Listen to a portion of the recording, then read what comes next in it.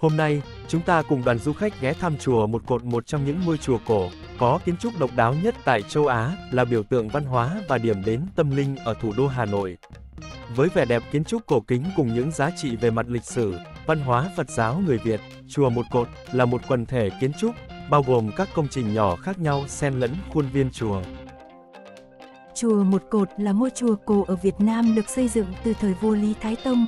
Chùa còn được biết đến với nhiều tên gọi khác nhau như Chùa Mật, Liên Hoa Đài hay Diên Hữu Tự.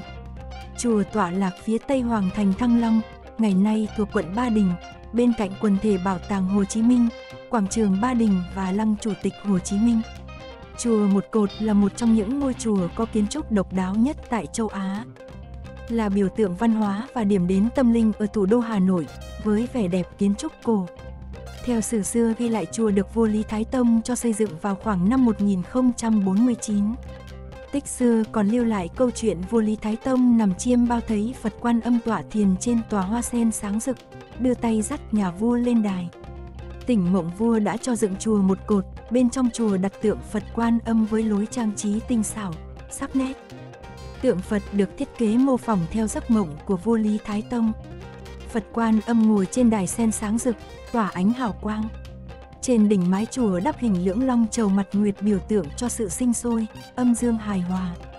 Chùa có một gian hình vuông như đài hoa sen, lợp mái ngói và rộng khoảng 3 mét vuông. Xung quanh chùa là hồ linh chiểu được bao bọc bằng tường gạch thấp, thành hồ được làm bằng gạch sành trắng men. Từ đó người ta thấy một ngôi chùa với kết cấu một cột độc đáo, dáng tựa đài sen vươn lên giữa mặt hồ linh chiểu ở kinh thành Thăng Long. Truyền thuyết kể lại, vua Lý Anh Tông thường lui tới chùa cầu nguyện.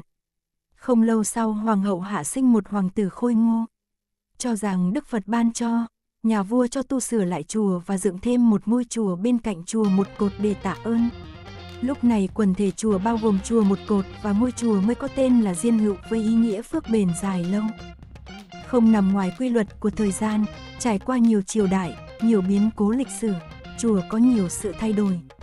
Từ thời Lý, Trần, Lê và nhà Nguyễn, chùa được trùng tu, sửa chữa. Bởi vậy mà những đặc trưng văn hóa kiến trúc trong từng thời kỳ cũng có sự đổi thay. Vào năm 1954, thực dân Pháp đã phá hủy chùa Một Cột, toàn bộ kiến trúc cũ chùa đều bị mất đi, duy chỉ còn cột trụ dưới lòng hồ linh chiểu và mấy xà gỗ. Ngay sau đó, chùa đã được chính phủ cho phục dựng, vẫn mang những nét điển hình của kiến trúc xưa. Trải qua những thăng trầm đóa sen ngàn năm vẫn giữ được hồn cốt của đất Thăng Long xưa. Chùa Một Cột, những giá trị mà ngôi chùa cổ này để lại vẫn luôn là những tư liệu sống mãi cho đến muôn đời sau. Du khách đến tham quan thủ đô đều trầm trồ trước kiệt tác ấn tượng này của người xưa. Đặc biệt, ngôi chùa cổ này còn mang những dấu ấn văn hóa, lịch sử của dân tộc Việt Nam. Ngôi chùa cổ linh thiêng, có kiến trúc độc đáo, được dựng trên một cột đá đặt tại trung tâm một ao sen, như hình tượng bông hoa sen chớm nở trên mặt hồ. Được rất nhiều du khách trong và nước ngoài đến lễ bái, chiêm ngưỡng.